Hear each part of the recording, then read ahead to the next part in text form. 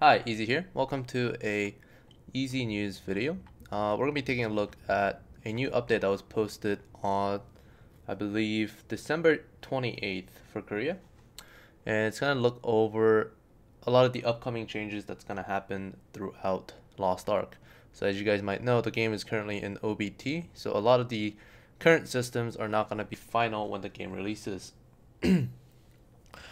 First off is the item farming rework. So a lot of, if you've played this game for some time, you might have noticed that a lot of your items are just kind of being replaced on a daily basis, and there's no meaning to the items that you get.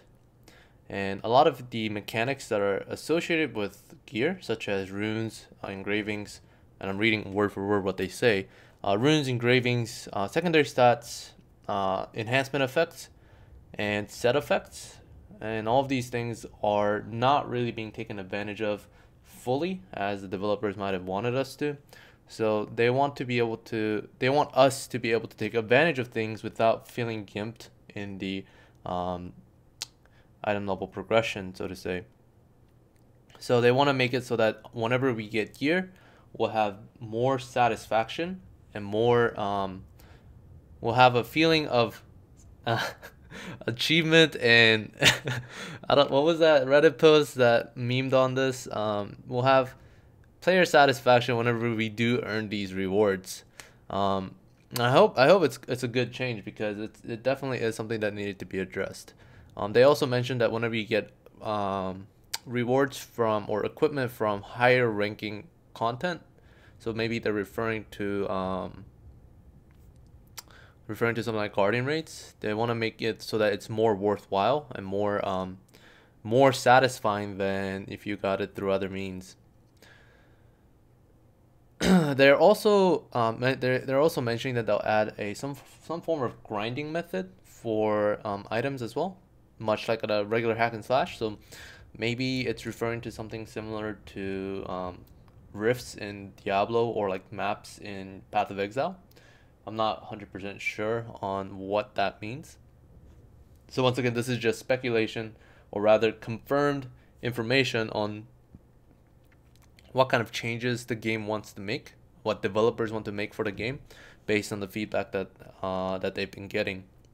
Next up, we have class balance patch. So if you've PvP'd at all, you'll know that the rankings are dominated by warlords, bards, hawkeyes, and battle masters, and everyone else just kind of don't matter that much outside of a few exceptional players uh, who are performing very well. But for the most part, there is a huge imbalance in terms of PvP.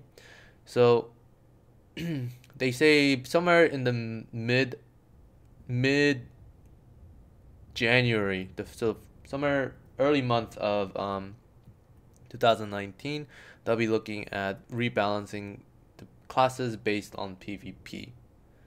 They are still looking at PvE balance, so they're trying to separate PvP and PvE, which is really good because trying to balance both at the same time is a nightmare. And they are still looking at PvE balance as well. So if you feel like your class is underpowered, then I'm sure they've noticed that as well. So don't worry too much. Next up, we have alt classes, so sub character growth. If you've ever leveled up another character, you might have noticed that it's pretty taxing to do all of the same things that you have to do on your main.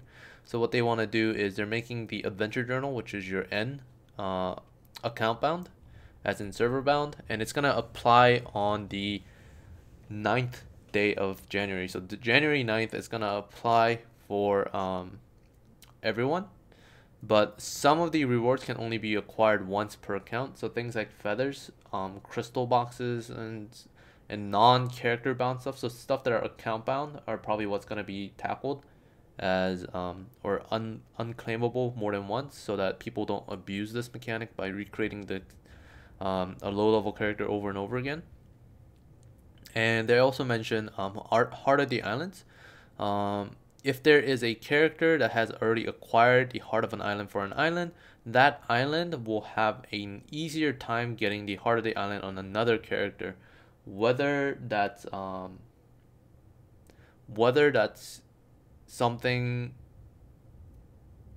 like a guaranteed drop on an alt when you have an RNG island or something else. I'm not too sure, but the date for this one isn't confirmed yet. They just say that the content will be up for change. So this isn't coming on January 9th. The only thing that's going to come on January 9th regarding alts is the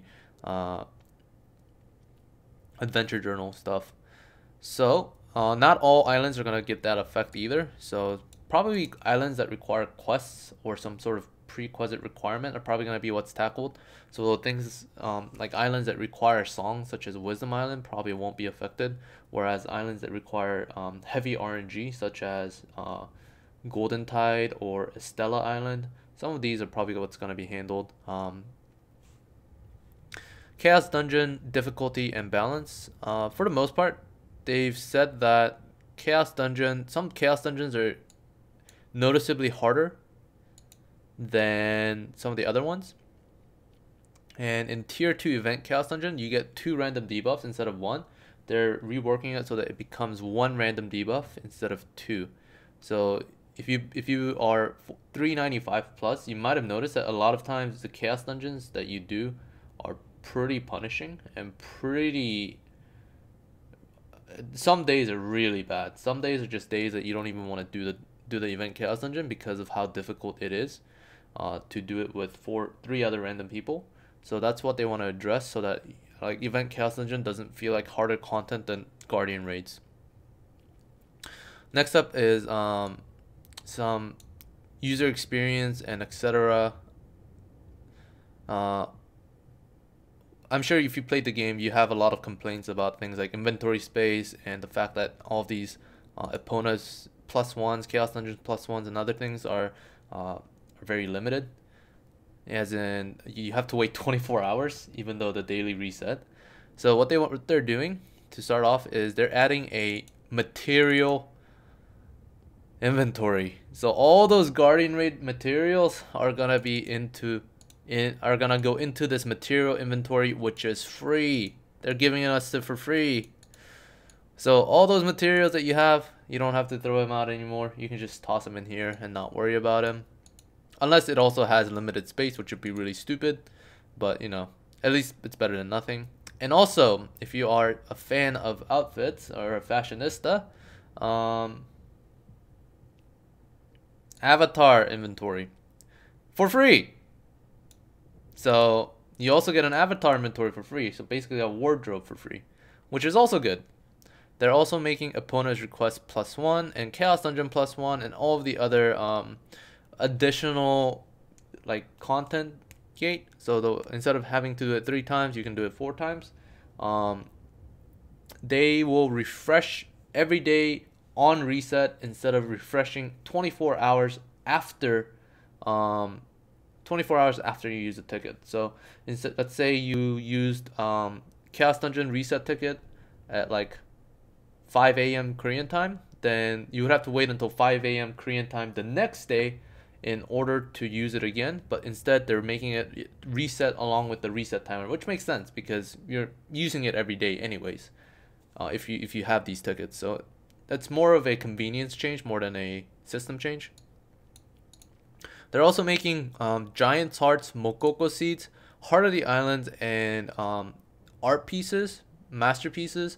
You can keep track of how many you have through an UI. So before you had to go to the island or go to the NPC who handles these things to be able to see how many you have and what kind of rewards you can get, which was extremely inconvenient. They're making it so that you can see this through an UI at all times.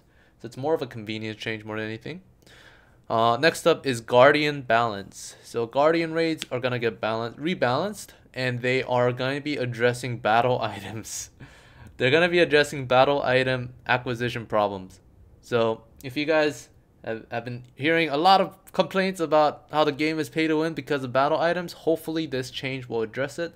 It doesn't say what the change will be, but they are aware of the problem that people are just paying money to get battle items, and people are spending way too much gold and way too much real life currency to get battle items. So because that is not because they know that is a problem, I think they will be addressing it in a positive way, hopefully.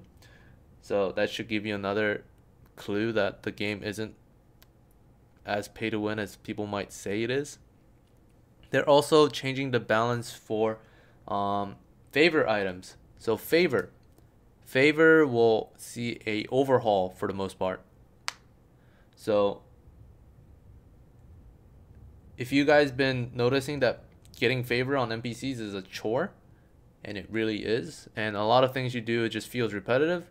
Hopefully they'll be changing this so that it's a little bit more entertaining or less grindy to go to all these NPCs every day.